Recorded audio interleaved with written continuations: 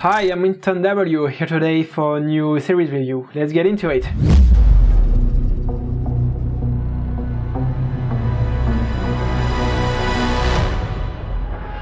Okay, so today I will review the episodes 4, 5 and 6. I reviewed the episode 1, 2, 3 already in the previous video, link in the description on the card. In episode 3, after getting the Beskar steel for the bounty, the Mando regrets his decision and manages to get the shard back with the help of the other Mandalorians. At the end of this episode, the Mando drives his ship and leaves the planet. Episode 4 starts with an introduction of the farmers that soon after get attacked by some kind of alien raiders. As expected, that's where the Mando lands his ship and decides that he will hide here for a period. The planet is called Sorgan and there are no activities there, a perfect place to hide really. They meet a mercenary called Cara Dune, an ex-shock trooper, and together they will get hired by the farmers to get rid of the Klatooinian raiders.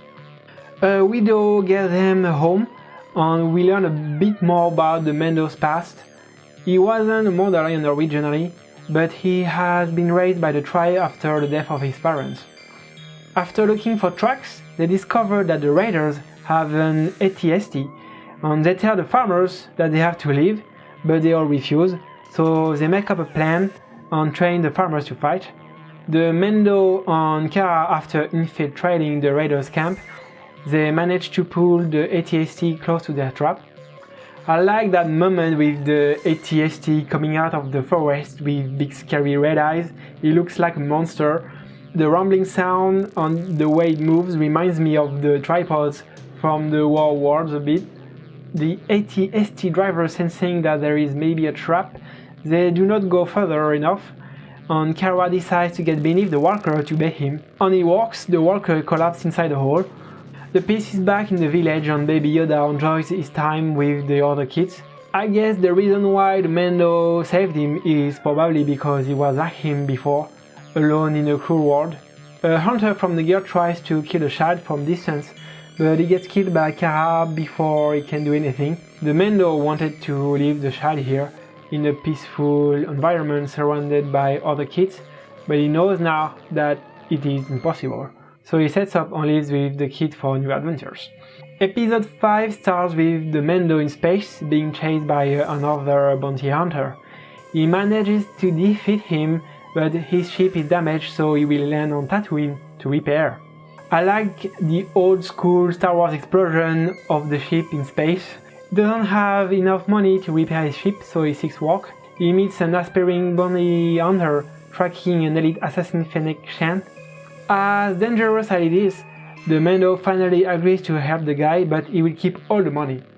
They take speederbikes to look for Xi'an in the desert, and they will meet Tusken raiders on the way, and the Mando negotiates safe passage.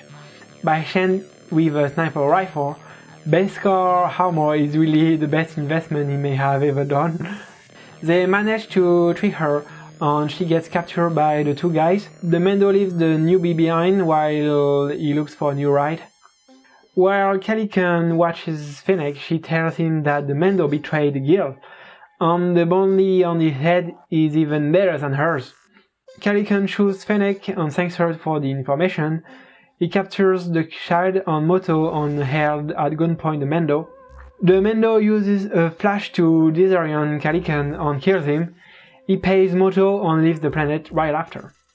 That's when we see a mysterious character approaching Xi'an's body.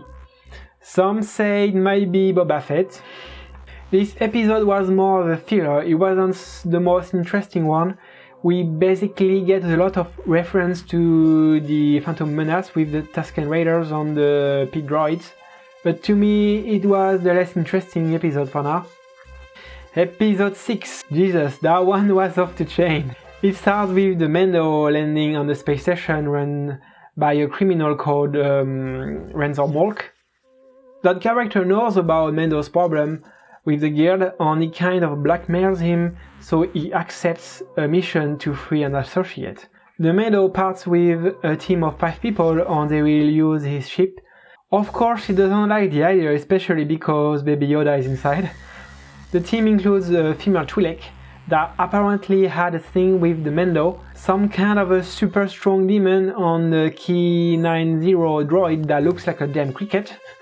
The target is being held in a prison ship run by the New Republic. On the way, the team discovers by mistake Baby Yoda, and I felt scared. I was hoping they wouldn't do anything to him after. So they land on the prison, get inside and fight the droids that guard the prison. I like the design of the prison. It really looks like the inside of a New Republic ship, all white and futuristic. I truly love the way the Mando fights. Always so smart, fast and straight to the point. He uses his gadgets efficiently. It truly reminds me of the Batman's fight in Batman v Superman. They make it to a control room where a soldier triggers a beacon alerting the New Republic. They rescue a guy who is actually the brother of the female Twi'lek, although they double-cross the Mando and trap him inside the prison cell, but he manages to escape right after. Then the prey becomes the hunter. He manages to defeat each of the team crew one by one and captures Xi'an to get his money at least. I'm gonna say it again, Beskar armor is the best investment in the galaxy. He can tank pretty much anything with it, he's unbeatable. I like the moment when he gets to Mayfield with the light flashing. You see that he's getting closer and closer like a tiger hunting his prey. I was melting when Baby Yoda tried to deflect the robot's blast, looking at his hand and everything, but it was the Mando who saved him once again, even though I think he could have killed the droid himself really. He is a powerful little body, we can't deny it. So he delivers the guy to Ran that double crosses him also, but at first he doesn't know that he has been double crossed. The New Republic beacon was inside Xi'an pockets, leading X-Wings to the space station. So good to see that old school orange outfit and to hear the sound of X-Wings laser shooting. I like the way they introduce little elements from Star Wars franchise. It's not like right into your face, you see Star Wars you dumb fanboy. No, they just introduce little elements just to spice up the episode, and I think it's truly well done. Hence the Mando lives with the little Yoda for new adventures again. I've noticed an editing glitch when the Mando gives the ball to Baby Yoda.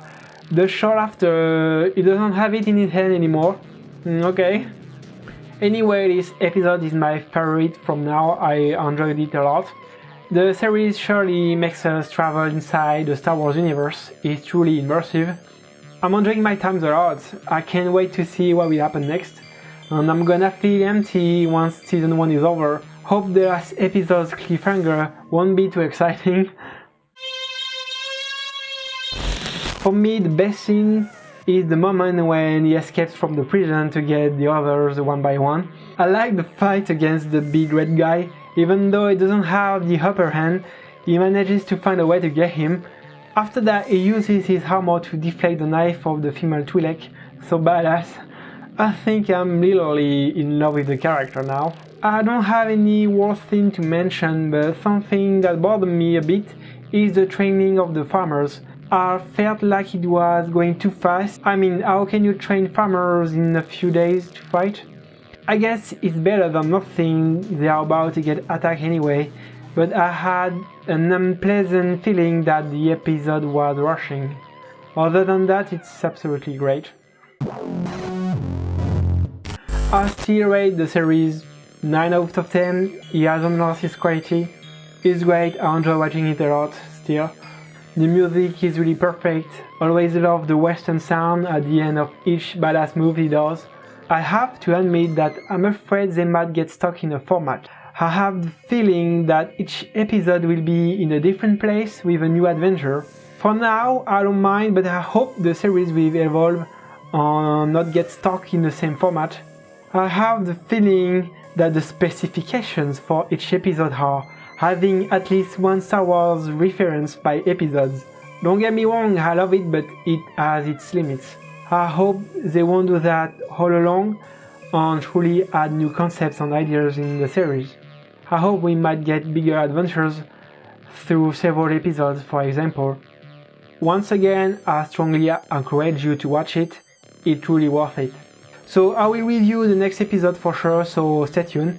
Alright, that's all for me today. Leave a like, comment and subscribe for more. Don't forget to check out my music channel and to follow me on social media. You can also find me on pretty much all digital platforms, Spotify, iTunes, Tidal, and so on. All links in the description below. Okay, stay tuned, see you next time!